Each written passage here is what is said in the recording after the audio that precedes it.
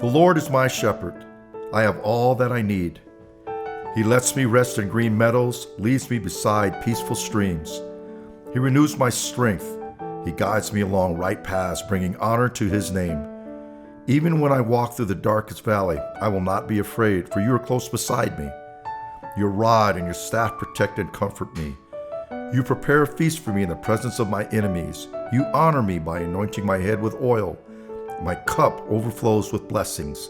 Surely your goodness and unfailing love will pursue me all the days of my life, and I will live in the house of the Lord forever. Psalm 23. Wherever a beautiful soul has been, there is a trail of beautiful memories. Ronald Reagan. Good morning, everyone. For those of you who don't know me, I'm Fernandez Leary, Mary Cortez's son-in-law, and I have the honor of sharing a few memories and celebrating the life of an extraordinary, charismatic, and much-loved woman. Mary Socorro Torres was born October 8, 1939 in Martinez, Texas, to Guadalupe and Juanita Perez Torres. She departed this earth May 9, 2023 to be with our Heavenly Father, husband Henry Sr., her father Guadalupe, mother Juanita, brothers John, Benny, and Sylvester, sister Guadalupe, and other loved ones. Left to mourn are her sons Manuel, Henry, Peter, and Michael, and daughters Veronica, Yvonne, and Yvette. Son-in-laws Fernandez and Paul, grandchildren Henry, Vincent, Stephen, Brianna, Michael, Pete, and Mark, and their spouses and significant others. Her grandchildren Ruby, Maxwell, Camille, Camden, Aiden, and Joseph, along with numerous nieces, nephews, and other loving family and friends. Mary was raised in a loving and hard-working family in Lockhart, Texas. They, along with another family, worked long and grueling days as sharecroppers.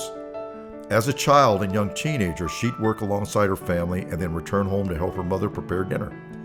Eventually, her family moved to San Antonio, Texas, where she began working as a waitress at Mi Tierra restaurant, where she met Henry Cortez. He noticed this pretty young lady and went on to court her. I'd like to tell you it was love at first sight, but as the story goes, Mary initially didn't find him that dashing. But he was enamored with her and eventually swept her off her feet, and as they say, the rest is history. On November 22, 1954, Henry Cortez and Mary Torres were married in San Antonio. Their family grew rapidly, and they soon moved to California with their 4 young sons to start a new life. Not long afterwards, 3 daughters were born, and the Cortez family was complete. In the beginning, the young family struggled to make ends meet, but Henry and Mary, affectionately known as Kike and Kino, persevered and did everything they could to ensure their family felt safe, well cared for, and loved. Being so young and raising a large family was challenging, but a few years later, Mary's brother John and sister-in-law Betty joined them in California. There are so many stories of how close the 2 families were and the wonderful times they spent together, which was a blessing to everyone. Mary and Betty were like sisters and would have these long phone conversations, which were epic. Mary was an incredible wife and mother. Everything she did was for her family. She learned to sew, a gift she passed on to her daughters, and made most of their clothes, including their communion dresses and veils. In fact, she was so excited when her only granddaughter Brianna was born that she started sewing again and made several baby outfits, which Brianna still has today. She was an incredible cook and made sure her family ate first, and most of the time was the last person to eat. Her son Henry remembered when she made homemade tortillas, and he would make sure to finish his last tortilla just in time to get the next hot one off the griddle. With 7 children to look after, Mary had her hands full, especially with her 4 sons. The Cortez brothers were, to put it mildly, a handful, and when Uncle John was added to the mix, anything could happen. Legend has it that a broomstick was needed to break up a few of the shenanigans that went on. Legend also has it that Mary became quite the deadeye when she had to throw her slippers in the direction of a couple of her sassy teenage daughters. But at the end of the day, Mary was a loving mother and would do anything for her family. Henry remembers a time when he was hanging out at a Little League field where the bleachers were a little ragged and people were warned to stay off of them. However, Henry happened to see a young lady he really liked and went over to talk to her. As the conversation became more interesting, Henry decided to slide over to the girl and instantly felt an intense pain in his buttocks. He quickly excused himself and went to the bathroom to determine what was causing the pain. Well, to make a long story short, he had to rush home and ask his mom to assist him in removing a huge splinter that had broken off in one of his butt cheeks. His 14-year-old self was embarrassed that his mother had to view his naked bottom, but she reminded him that she had seen it plenty of times before. What a mom. As the kids grew older, Mary was able to get out and enjoy some much-needed time for herself. The escapades with her two best friends, Toby and Barbara, are legendary.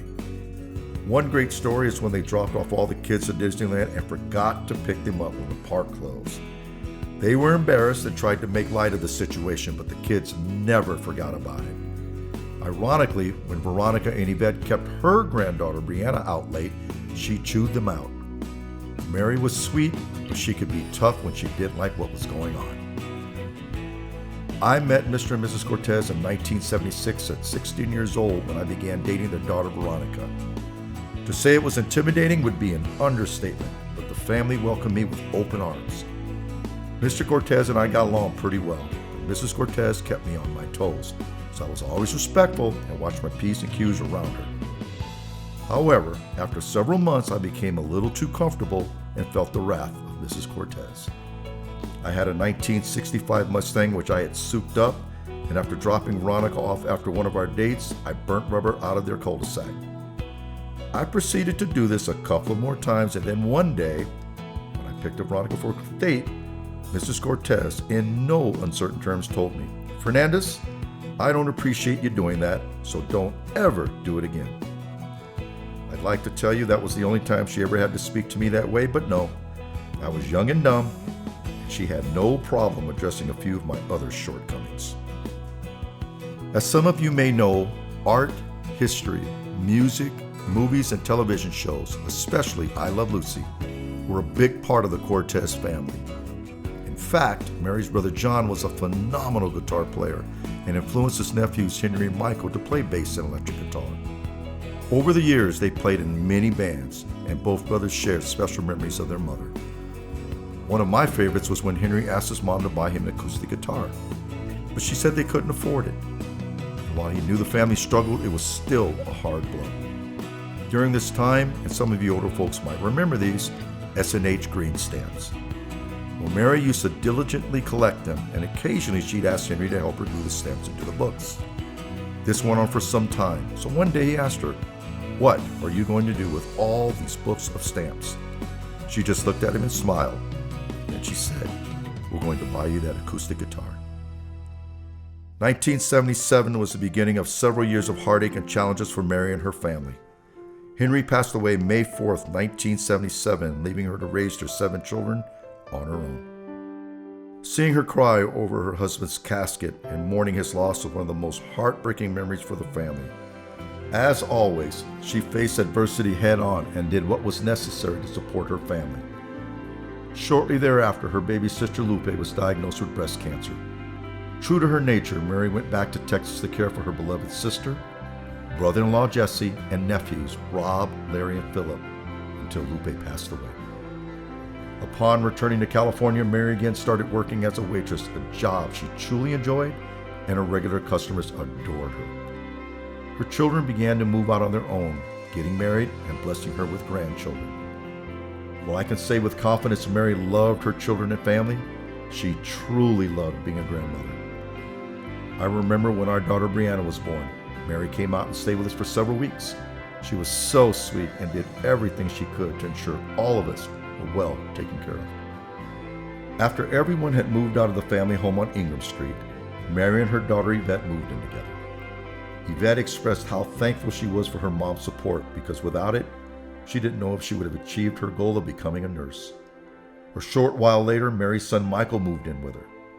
Michael said this was one of the most memorable and special periods in his life because he and his mom spent so much time together. Michael worked a full-time job and played in bands on the weekends, arriving home late in the evening or early morning, and his mom would be up waiting for him. If it was summertime, they'd head out for tacos. At other times, they'd stay up drinking coffee, and Mary would share stories about her childhood, her family in Texas, and occasionally about her sister Lupe, who she still terribly missed. Around this time, Mary began one of the most important journeys of her life, her relationship with God. Everyone remembers how Mary was such a faithful and dedicated servant of the Lord. She loved the brothers and sisters of her church, and while she didn't try to push her faith onto the family, we all knew it was an important and powerful force in her life. I believe it spoke to who she was as an individual. Mary was born to serve, and she exhibited these traits throughout her life. In early 2000, Mary again was called upon to assist her family. Her mother and father were in failing health, so she moved back to Texas to care for them. It was hard as she missed her children, grandchildren, and great-grandchildren in California, but she knew what she needed to do. After their passing, she was able to move back to California and continue serving her church and spending time with her family.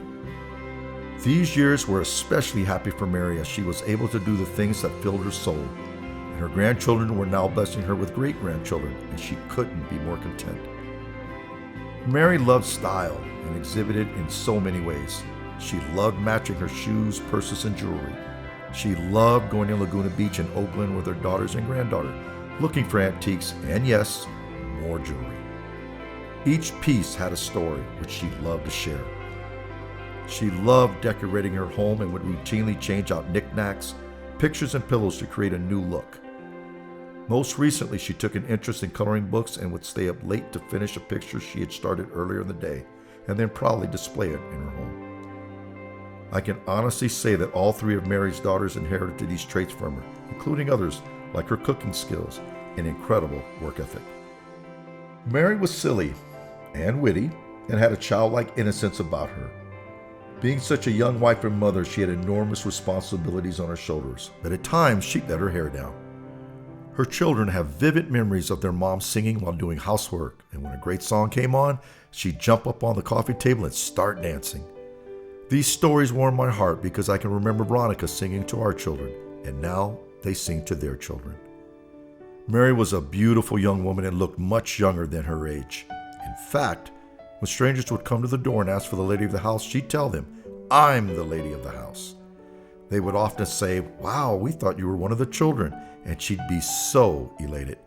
Afterwards, the family would tease her and say her head was getting so big that she couldn't fit through the door. As mentioned earlier, Mary had a silly side to her, and Yvette remembers her mom taunting her by talking in Charlie Brown's teacher's voice. But eventually, karma caught up with her. One day, Mary put on Yvette's brownie uniform and roller skates and started skating around in the garage. It was all fun and games until she fell on her butt. That was the last time she put on the brownie uniform. The mid-2000s brought new challenges to Mary as her beloved sister-in-law Betty Torres was diagnosed with cancer and passed away in 2014. This created a hole in her heart that would never be filled.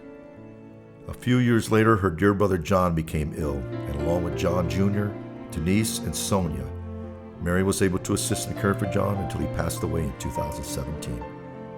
Over the years, Mary's family had grown, and in 2019, we had the opportunity to celebrate her with a surprise 80th birthday party. It was one of the best times we've ever had. She was so happy to be honored by her family, and all of us who were there have great memories of this beautiful occasion.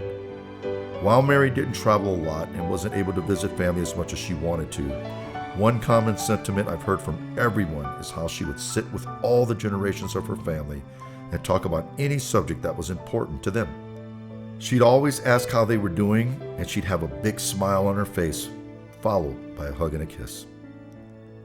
Shortly after her 80th birthday, Mary's son Peter developed significant health issues and struggled to take care of himself. Once again, Mary selflessly and faithfully stepped into the role of caregiver. And once again, Mary followed her heart and provided care and comfort to a loved one until her Lord called her home. Mom, we will miss you and think of you often. You were a force to reckon with, and you inspired so many with your wisdom, tenacity for life, embracing your heritage, and passing them on to your beloved family. You have earned your wings, and we rejoice in knowing that you are now in heaven with God, resting peacefully and embracing those who welcomed you into their loving arms. We little knew that morning that God was going to call your name. In life, we loved you dearly. In death, we do the same. It broke our hearts to lose you. You did not go alone, for part of us went with you the day God called you home. You left us peaceful memories. Your love is still our guide, and though we cannot see you, you are always at our side. Our family chain is broken, and nothing seems the same. But as God calls us one by one, the chain will link again.